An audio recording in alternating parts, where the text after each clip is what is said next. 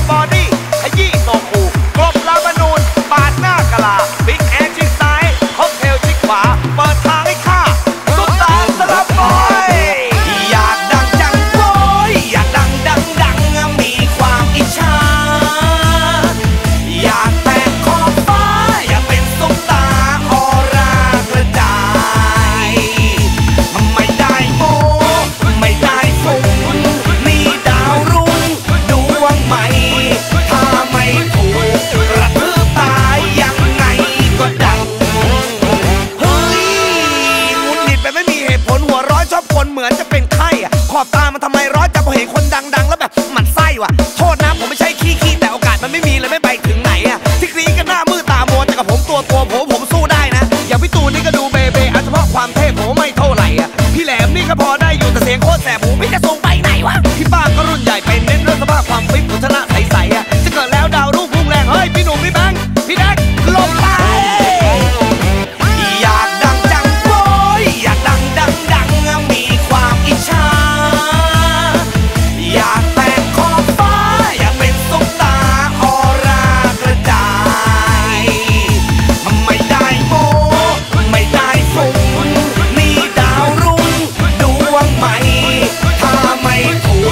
กระทืบตายยังไงก็ดัง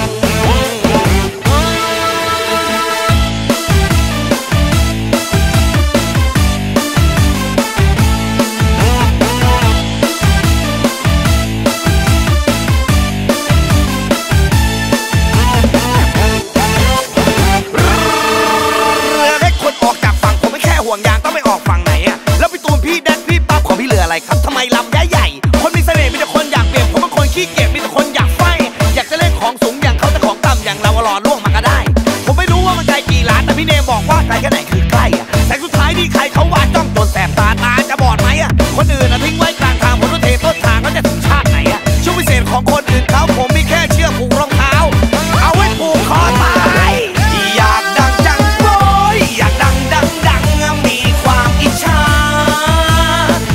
อยากแตะขอบฟ้าอยากเป็นซุปตาออร่ากระจายไม่ได้โม้ไม่ได้ฝุ่น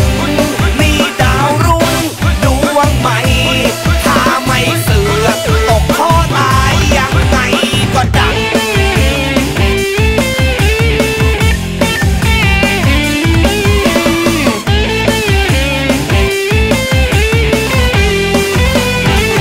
เมื่อมีความหวังก็ยังต้องสู้ไปไม่มีใครรู้ว่ามันจะเมื่อไรตราบที่มีลมหายใจอย่าไปยอมแพ้ว้าวไม่ดังทางนี้ก็ต้องมีสักทางไม่ดังวันนี้ก็ต้องมีสักวันชีวิตของเราใช้มันพี่ตูนกล่าวไว้